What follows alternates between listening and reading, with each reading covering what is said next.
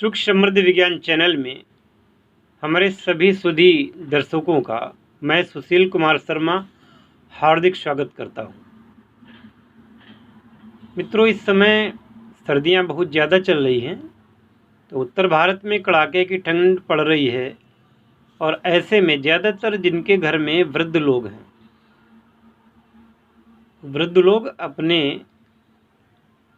शरीर का विशेष रूप से ख्याल रखें और घर के लोग भी वृद्ध लोगों की सेवा शुश्रूषा में कमी न रखें। आपको बताना चाहूँगा कि वृद्ध लोगों को इस समय सर्दी ना लगे, इसके लिए क्या क्या उपाय किए जाएं। ये उपाय सुनिए और निश्चित रूप से सर्दी से आपको छुटकारा मिलेगा। सर्वप्रथम, जैसा कि आप सभी लोग जानते हैं कि गर्म कपड़े यानी कि ऊनी कपड़े या ऐसे कपड़े जो कपड़े मोटे हों या जिनमें रुई का प्रयोग किया जाता हो या ऊन का प्रयोग किया जाता हो, ऐसे कपड़े आपको धारण करने चाहिए। भोजन इस प्रकार का हो कि उसमें ज़्यादा सर्द वाली चीज़ें ना लें।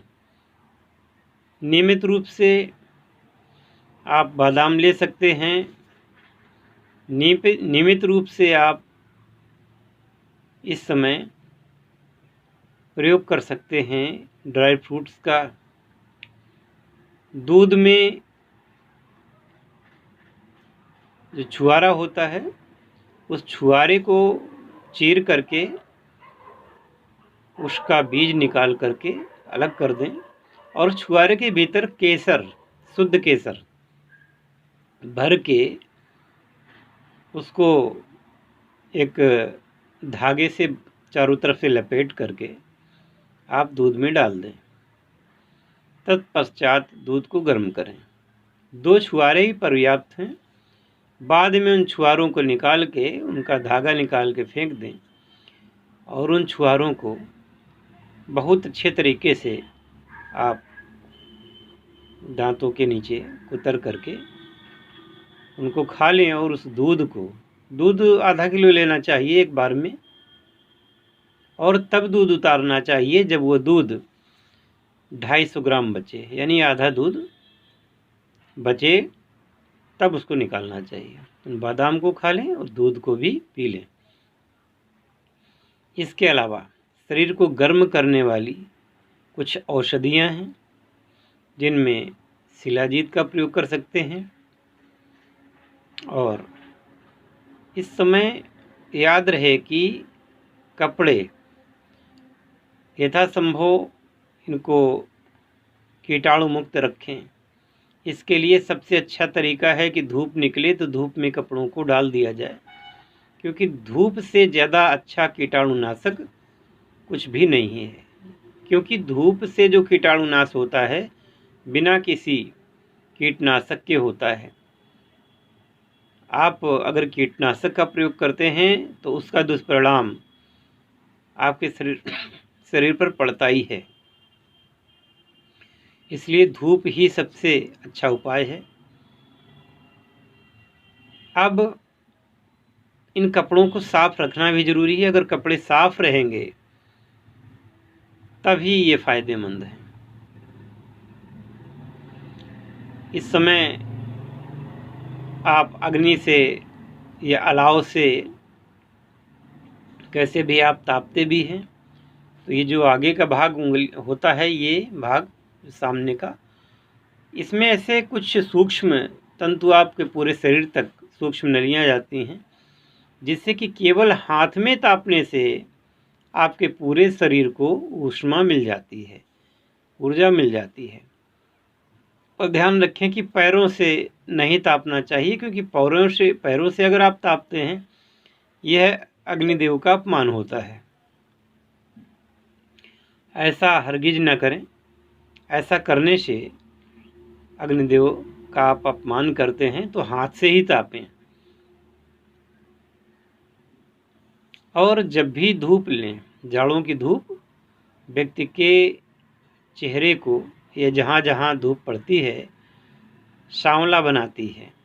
इसलिए धूप का सेवन शास्त्रों में लिखा हुआ है कि पीठ से करना चाहिए, यानी कि धूप की तरफ मुंह ना करें, पीठ करें और नित्य प्रति धूप लें। हालांकि ऐसे समय पर लोग धूप का सेवन नहीं करते हैं, कपड़े पहन करके धूप में बैठते हैं, परंतु हो सके तो धूप का सेवन जरूर करना चाहिए। घी का प्रयोग कर सकते हैं। यदि दही का प्रयोग करें तो दही में काली मिर्च डाल करके उसका प्रयोग करें।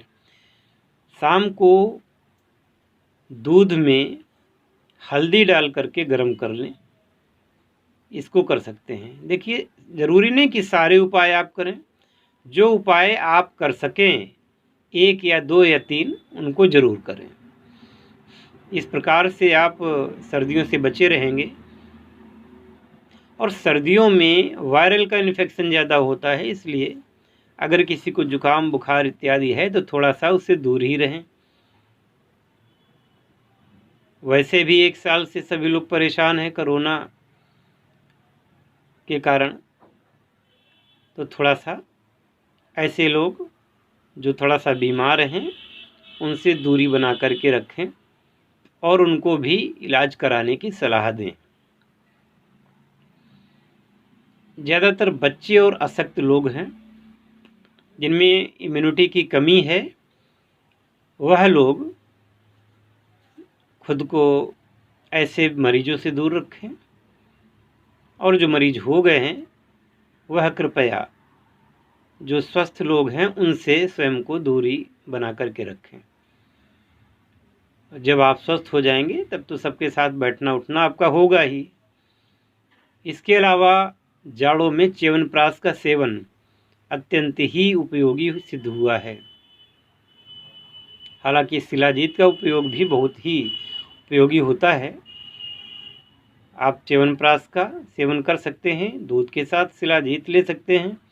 च्यवनप्राश को भी दूध के साथ लेना चाहिए, लेकिन आपको मैं सलाह देना चाहता हूं कि आप उस च्यवनप्राश का सेवन करें जो च्यवनप्राश जिसमें शक्कर न मिली हो, जिसमें शुगर न मिली हो। होता क्या है, जब आप जाते हैं बाज़ार में और च्यवनप्राश लेते हैं तो ऐसा च्यवनप्राश खरीद के ले आते हैं जिसमें कि अगर वो 1 किलो का है तो उसमें 500 ग्राम चीनी मिली होगी। अब आप देखिए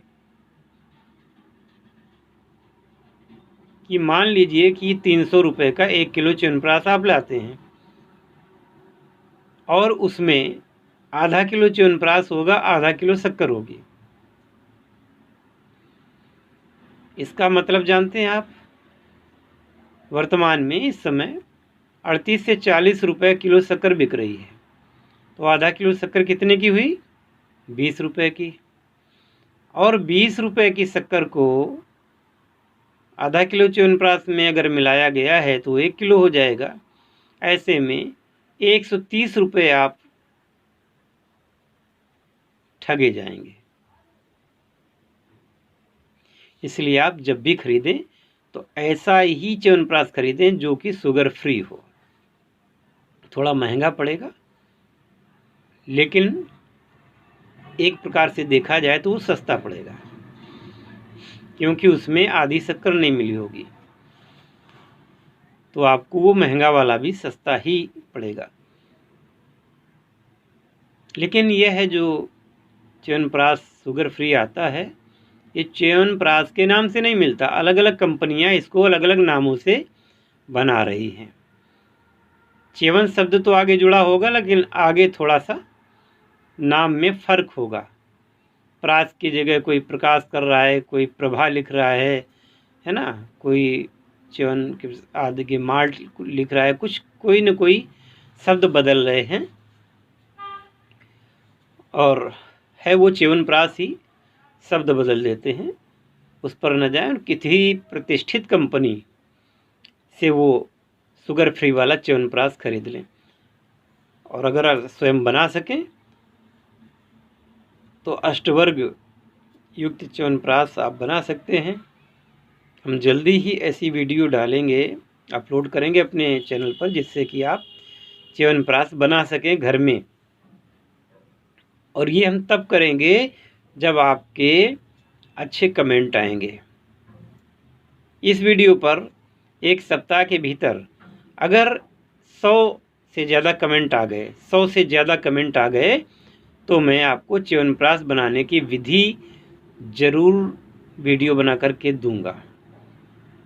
ठीक है, अगर आपको च्यवनप्राश की विधि चाहिए तो फिर आपको कमेंट करने होंगे, और 100 कमेंट आते ही मैं च्यवनप्राश बनाने की विधि इस YouTube चैनल पर अपने डाल दूंगा, सुख समृद्धि विज्ञान पर। और ऐसा च्यवनप्राश बनाने की विधि मैं आपको डालूंगा कि फिर कंपनियों के च्यवनप्राश आपके च्यवनप्राश के सामने पानी भरेंगे। सबसे अच्छा च्यवनप्राश और घर का च्यवनप्राश। जैसे आप देखते हैं ना कि बाज़ार में घी मिलता है,